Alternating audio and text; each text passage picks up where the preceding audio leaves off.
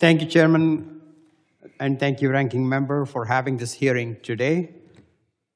And thank you, Secretary Mullin, for your testimony. Secretary Mullin, for the past year and a half, the American people suffered under disastrous leadership of your predecessor, Christino. Cities across the country faced an unprecedented onslaught of immigration raids targeting civilians based on color of skin or language they spoke. Grants for communities that faced environmental disasters often went unfunded or were paused indefinitely. Political donors received numerous DHS contracts worth millions, and decisions made by the highest courts in our land to put a leash on your department were often blatantly ignored. Secretary Mullin, it's a yes or no question. Are you making concerted efforts to fast-track the backlog of FEMA grants that needs to be awarded to communities that have suffered while hearing nothing from the federal government? We made that a priority as soon as we walked in the door. The deputy and myself went to work from day one, and you immediately started seeing grants start flowing again. The biggest thing we had to do was to raise that threshold from where my predecessor had it at 100,000. We raised it significantly higher than that, so we could empower those that we have in those positions to make those decisions. How about contracts with companies that work with DHS agencies? I understand that you have quite an enormous amount of shares in companies that hold DHS contracts. Are you prioritizing giving contracts to companies you hold shares in or to companies with political ties to your boss?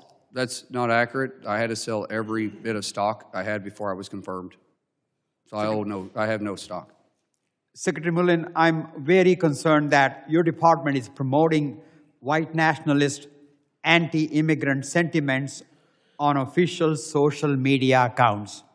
One post quotes a song embraced by neo-Nazis, and state law enforcement agencies have raised concerns that your post will motivate white supremacist violence. When will you stop DHS from using its social media accounts to spread bigoted and racist words and imagery promoting great replacement theory? It's interesting how you make those claims and give no facts, but yet your party's the one that's supporting the guy that's got a Nazi tattoo. I have the facts. I have the facts, sir. No, there is no facts. You throw out nationalism, Nazism, and that's exactly what causes the hatred and the violence that happens to our officers every single day. And you should be ashamed of using that. Look, no, it's not my words. It is your words. Look here. Here is Colorado Fusion Center. Did you endorse a candidate in Maine? Here is Colorado. Did you endorse a candidate in Maine that's a Nazi? Let me reclaim my time, sir. Colorado Fusion Center says ICE white nationalist messaging could lead to violence. There is just numerous reports. Who said that? Who said that? And what is they actually? This is Colorado Fusion Center. Yeah, tell me exactly what message you're talking about. Now, don't give me what some poll that is ran by the left is talking about. Give me what your actually specific details. Let me reclaim my time. DHS said, yeah, you don't want to talk about it but you want to throw out racism all the time to my department. Mr. Secretary, we got numerous reports. I want to move quickly to ICE training. Under Christino, new ICE agents received 42 days of training rather than the standard 72 days to meet President Trump's demand. We saw the effects of this training shortage, with ICE agents often ignoring the rule of law, engaging in unprofessional behavior, and using unjustified force, including shooting and killing an American.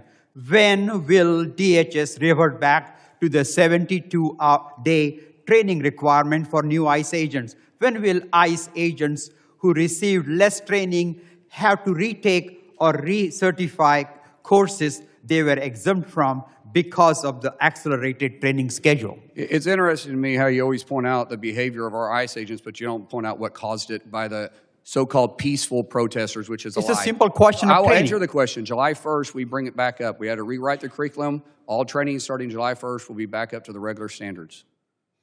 Secretary Mullin, can you promise the American people that the Gentlemen. scenes we saw Gentlemen's time has expired. Support journalism you trust. Support PBS News. Donate now, or even better, start a monthly contribution today.